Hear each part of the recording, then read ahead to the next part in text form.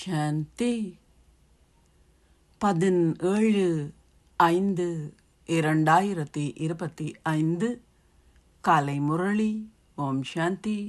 Pop தாதா, மதுவனம். சாராம்சம். இனிய குழந்தைகளே, நீங்கள் ஒவ்வொருவரும் ஒரு மலராகிவிட்டீர்களா என உங்களை சோதித்து பாருங்கள். சரீரத்தின் அகங்காரத்தை கொண்டிருப்பதனால் நீங்கள் ஒரு முள்ளாகவில்லையே என்பதையும் சோதனை செய்யுங்கள். உங்களை முட்களில் இருந்து மலர்களாக மாற்றுவதற்கே தந்தை வந்துள்ளார். கேள்வி: எந்த நம்பிக்கையின் அடிப்படையில் நீங்கள் தந்தையின் மீது துண்டிக்கப்படாத அன்பை வைத்திருக்க முடியும்? பதில்: நீங்கள் ஓர் ஆத்மா என்ற நம்பிக்கையை முதலில் கொண்டிருக்கும் பொழுது தந்தை மீது அன்பை கொண்டிருப்பீர்கள்.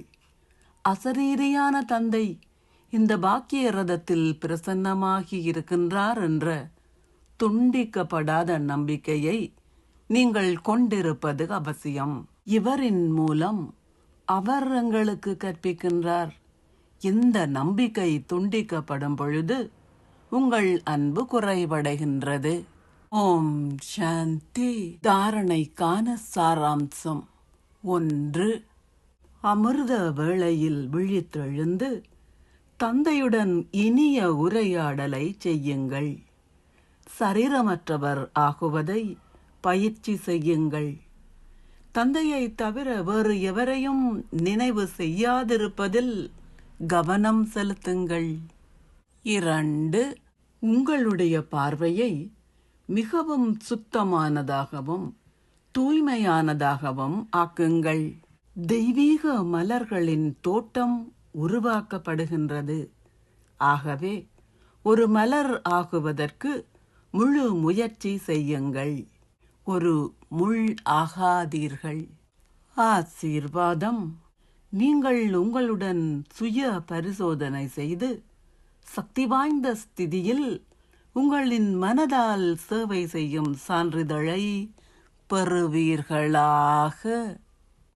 உலகிற்கு ஒளி மற்றும் சக்தியின் ஆசீர்வாதத்தை கொடுப்பதற்கு நினைவினால் உங்களில் சுய பரிசோதனை செய்வதன் மூலம் அமிர்த வேளையில் சூழலை சக்திசாலியாக்குங்கள்.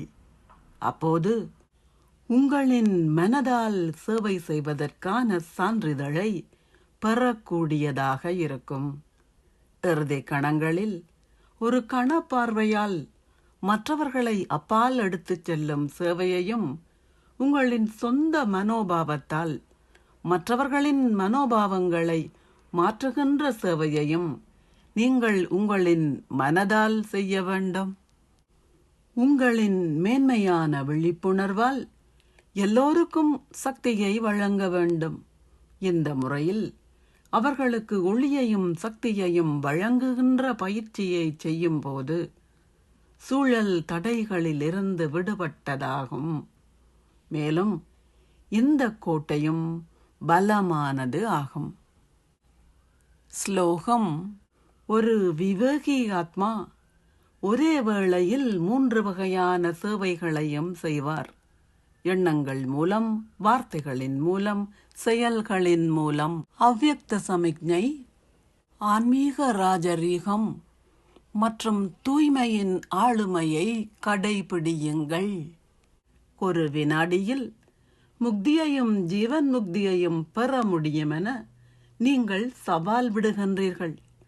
இதை நடைமுறையில் செய்வதற்கு உங்களின் சுய மாற்றத்தின் வேகம் ஒரு வினாடியை அடைய வேண்டும். உங்களின் சுய மாற்றத்தால் மற்றவர்கள் மாற்றப்பட வேண்டும்.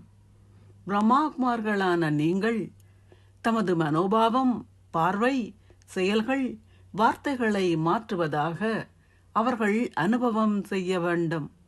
இத்துடன் கூடவே தூய்மையினது ஆளுமையினதும் ஆன்மீக ராஜரீகத்தினதும் அனுபவத்தையும் கொடுங்கள். அவர்கள் வந்து உங்களை சந்தித்த உடனேயே அவர்கள் இந்த ஆளுமையால் கவரப்பட வேண்டும்.